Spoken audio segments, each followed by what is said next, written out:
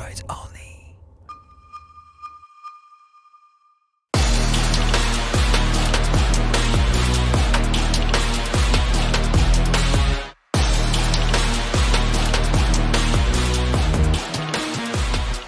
Salut à tous, bienvenue sur Motor Live. Aujourd'hui nous sommes en Bourgogne. En fait, pour tout vous dire, nous sommes pas très loin du site médiéval de Brancillon, vraiment en Saône-et-Loire. Nous essayons aujourd'hui la QJ Motor SRK 550, nouveau roadster milieu de gamme, éligible à la catégorie du permis A2. Et oui, donc c'est une concurrente finalement directe, par exemple de la Kawasaki Z500 ou de la nouvelle Honda CB500 Hornet. Regardez un peu le look de cette moto, un roadster sportif un peu agressif, des belles lignes, des coloris qui rappellent aussi un petit peu CF Moto, je ne sais pas si c'est fait exprès, mais voilà, en tout cas un petit roadster plutôt tempétueux que nous avons pu essayer sur ces petites routes sinueuses, parfois bosselées, très révélatrices du comportement d'une moto. Ça fait du bien de faire un vrai essai hors de la région parisienne, pas mal. Allez, c'est parti.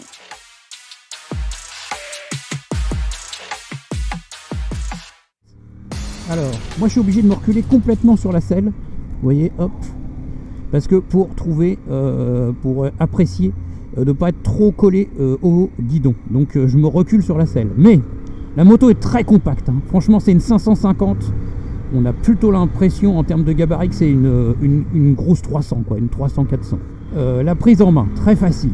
Là on voit bien que le poids annoncé sur la fiche texte c'est 176 kg, ça doit peut-être être même tout plein fait, hein, j'en sais rien. Parce qu'il y a des difficultés de traduction, hein, mais en tout cas elle est très légère, très légère. Et puis en plus, chez QJ Motor, ils se sont dit on va faire une 550 avec des petits pneus. Donc 160 à l'arrière comme sur une Hornet, 120-70 bien sûr à l'avant. Donc là on se retrouve avec une moto qui est vraiment agile, et ça c'est très appréciable. Rapidement lors de cet essai, j'ai desserré les suspensions, hein, décomprimées. Parce que là, waouh, au secours, hein, elle était trop sèche cette moto. Et comme elle est très courte, 1420 mm d'empattement, hein, très courte avec une géométrie certainement très fermée, et ben je vous le dis pas, c'était très nerveux sur les bosses, hein. Donc là, je me suis chargé de faire ça. Et du coup, bah, ça a du sens, hein, parce que la moto, elle est devenue beaucoup plus confortable, beaucoup moins réactive sur les bosses et rétive. Donc elle rebondissait beaucoup moins. Et ça c'est un bon signal aussi parce que ça veut dire que les suspensions réagissent, hein. C'est pas du flanc, on a un petit peu de réglage, un minimum, mais bah, ça marche, hein. Il se passe quelque chose. Guidage vraiment nickel, parfait. Oh, la moto elle est très facile à guider. Alors il faut prendre confiance dans les pneus, ce sont des CST sportifs. Bah, ils chauffent, hein. C'est vrai que ces pneus ils chauffent, hein. Donc il y a de l'adhérence, mais la carcasse est certainement trop dure. Donc ils travaillent pas en fait. Donc ce qui fait que c'est qu'on les a dégonflés aussi un peu.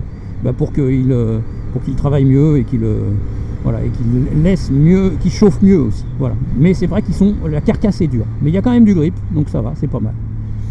Dans un second temps, ce qu'on découvre bien sûr, c'est le moteur de cette petite SRK. Là, il y avait de l'attente, hein. Donc moi je me suis mis très rapidement sur la cartographie sport. Il n'y a pas de ride by wire, c'est à câble, mais on règle quand même 3 cartographies. Et la cartographie sport permet de voir que le moteur est très réactif à la poignée de gaz, avec un tout petit peu de brutalité en ouverture. Mais si on se met sur le mode normal, il n'y en a plus de brutalité. Mais cette brutalité légère, elle est gérable.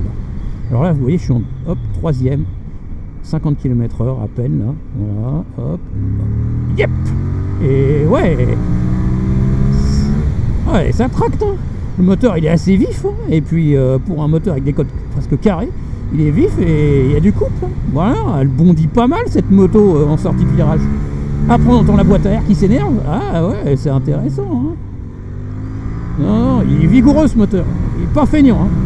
Alors il n'a pas le calage à la mode, mais franchement il est plutôt sympa. Puis en fait il fait un beau bruit, hein. C'est pas mal, un bruit énergique, hein. Un bruit nerveux, hein.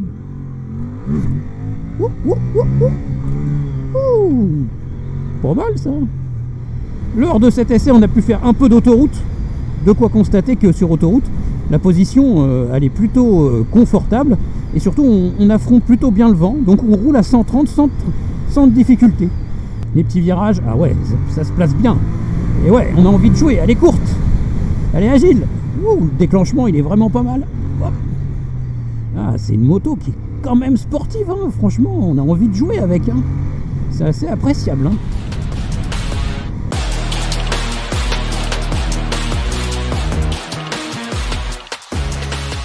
Allez, c'est le moment de vous faire le plateau dans le détail de cette nouvelle SRK 550. Alors tout d'abord, je vous parle, regardez le gabarit général de cette moto. C'est plutôt une petite moto, hein, avec un design sportif dans l'allure manga, hein, que je trouve plutôt réussi, hein, moi, d'un point de vue global. Hein. Regardez, il y a une belle ligne, hein, c'est plutôt pas mal. Et puis la moto, regardez, elle est assez courte, hein, et puis elle est relativement basse de selle, 790 mm de hauteur de selle. Hop, je vous montre. Moins d'1m70 pour moi, 1m68, et ben, j'ai presque les deux pieds à plat. Bon, franchement, ça c'est plutôt pas mal, hein. Pour les petits gabarits, c'est plutôt bien. Et évidemment, dessus, on ressent immédiatement que c'est une moto très courte, hein, 1420 mm d'empattement entre les roues. Ouais, petit gabarit. Hein. Regardez la partie avant de cette SRK, elle a été bien travaillée, hein, un joli carénage de face avant. Éclairage à LED, bon bah voilà, avec une signature lumineuse qu'on va sans doute reconnaître, c'est plutôt pas mal, tout ça c'est plutôt bien fait. Et puis, on retrouve une fourche Marzocchi. Alors visiblement chez QJ Motor, on travaille beaucoup avec Marzocchi, grosse fourche inversée, réglable qui plus est. Et puis bah, nous, on a emmené un tournevis pour régler un peu les suspensions, parce que figurez-vous que deux séries, elles étaient très fermes, j'ai desserré un peu tout ça, hein, en hydraulique. Hein. Et puis on a aussi l'arrivée des énormes étriers de frein Brembo, typiquement les M432, mais sur des gros disques de frein, hein, 320 mm de diamètre, étrier radio à 4 pistons, ABS bien sûr. Bon là, il n'y a pas de doute, hein, ça freine plutôt fort, d'autant plus que le mètre cylindre, bah, il fait son boulot, hein. Il apporte de la pression, hein, d'huile, hein, dans ce circuit, c'est plutôt pas mal. Au cœur de cette QJ Motor, on retrouve un bicylindre parallèle, 554 cm3. Bicylindre parallèle, il y en a plein sur les motos, hein, plein sur les motos chinoises, mais là 554 cm3 et des cotes moteurs qui sont presque carrées, hein, alésage quasiment égal à la course. Ça c'est assez original, hein, par contre, hein. Ça va donner un moteur qui va normalement amener du couple, hein. Ça c'est la théorie bien sûr. Il y a plutôt des beaux carters, voilà. Et puis il est éligible à 2 ce moteur. Il développe 61,2 chevaux à 8500 tours minute, donc il est pas trop haut, il ne va pas chercher la puissance max à trop haut régime, et il sera bien sûr bridable en 47,5 chevaux, et là à 6500 tours minute. Il y a 55 Nm de couple. Donc c'est un moteur qui se veut éligible à la catégorie A2 et qui, grâce à sa cylindrée 554 cm3, fait un petit peu plus de chevaux que les concurrentes de 500 cm3. Regardez encore une fois l'habillage. Là, on ne voit pas le cadre, on voit un petit bout du cadre treillis tubulaire. Il y a quelques petites soudures, mais c'est plutôt bien fait. Des petites pattes qui sont un peu basiques, mais ça va. Hein, franchement, il n'y a rien au niveau finition qui soit très regrettable. À l'arrière, on retrouve un bras oscillant, toujours très long, hein, pour favoriser la motricité, même si la moto est très courte. Et puis, un échappement qui est plutôt pas mal travaillé en termes de design. Tout le catalyseur, il vient ici. Ça va, c'est une boîte à fumer bien sûr, mais c'est pas trop inesthétique, hein, quand la moto est garée. Je vous ferai écouter le son de ce moteur qui est calé de façon classique, mais qui est rageur, hein, qui a un bruit de boîte à air aussi. Hein.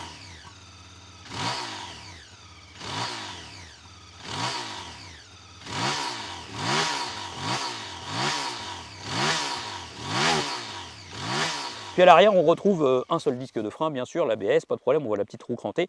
Et puis des jantes usinées avant-arrière, ça c'est sympa, hein, sur ce niveau de gamme, à ce prix-là, des jantes usinées, c'est plutôt joli.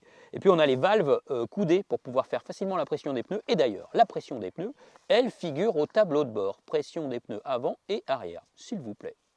Alors pour vous parler de l'environnement de bord, déjà je voudrais vous montrer la clé. Alors, il y a des clés avec un petit porte-clés intégré, c'est plutôt joliment fait. Bon, par contre, ce n'est pas une clé à code, hein, voilà.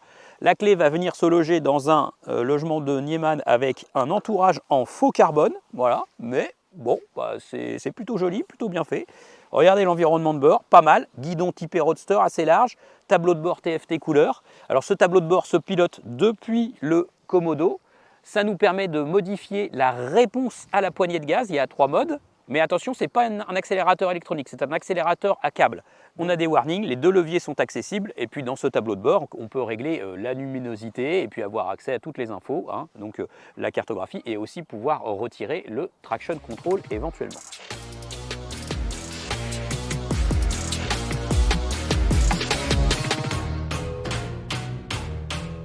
Bon, eh bien il est temps de conclure l'essai de cette QJ Motor SRK 550. Bah, figurez-vous qu'il y a des bonnes surprises parfois quand on essaye des motos. Et bah, c'est pas mal cette SRK. Je m'attendais à bien pire finalement. Mais c'est vrai que autant il y a 5, 7, 8 ans, on avait beaucoup de mauvaises chinoiseries sur le marché, autant depuis quelques années, le niveau il s'élève, il s'élève, il s'élève, il s'élève. On a vu Vosges, on a vu CF Moto, voilà, on a vu Benda, voilà, maintenant il y a QJ Motor qui arrive, voilà, et le niveau il s'élève, voilà, et ces motos elles sont de plus en plus cohérentes, de plus en plus bien mises au point. Alors au début j'ai trouvé que la moto était beaucoup trop ferme, il a fallu desserrer les suspensions pour lui trouver un comportement un peu plus souple et un comportement qui va mieux digérer les bosses. Hein. Voilà. Malgré tout, ça reste une moto très courte avec une géométrie assez sportive. Donc finalement, de comportement, c'est une moto qui est quand même globalement assez nerveuse. Hein. Sur les revêtements dégradés, elle bouge un petit peu. Hein. Mais elle est hyper agile et elle est hyper fun. Et ça, c'est vraiment pas mal. Le moteur, 554 cm3, 61 chevaux, eh bien, il est finalement assez tonique. Hein. Vraiment, c'est pas mal. Hein. Moi, je vous le dis, j'ai quasiment roulé que sur la cartographie sport et puis il est assez souple et docile pour rouler justement sur cette cartographie. Et là, il est tonique. Hein. Un beau bruit de boîte à air, il allonge, il a des watts. Hein. On prend une belle vitesse de pointe sur une autoroute allemande. C'est vraiment pas mal. Hein. Et puis, il est suffisamment tonique et il y a quand même une bonne ambiance de conduite, même s'il a un calage plutôt classique, grâce à la sonorité des échappements assez rageuse, le bruit de boîte à air. Non, ça le fait. Et puis, on a un bel équipement. Hein. Marzocchi, elle travaille bien, une fois qu'on l'a desserré un petit peu, les gros freins Brembo qui sont puissants, mais on ne se fait pas piéger grâce à l'ABS. C'est un petit roadster populaire, qui se veut populaire, hein, puisqu'il est éligible à 2, mais il a un caractère assez sportif finalement, et puis c'est plutôt pas mal. Moi je vous le dis, c'est nettement plus sportif par exemple que la Honda Hornet 500 ou que la Kawasaki Z500, autre rival potentiel. Donc le package global de cette moto, 5 899 €, garantie 3 ans, elle va être en démo un peu partout chez les nouveaux concessionnaires QJ Motor. Ça vaut le coup de l'essayer, hein, franchement. Hein. Faut pousser sa curiosité. Hein. Faites-vous votre avis. Hein. Ça vaut bien plus que le mien parce que c'est surtout vous qui achetez la moto. Hein. Allez, dites-moi tout ce que vous en pensez si vous faites un tour chez un concessionnaire QJ. À bientôt.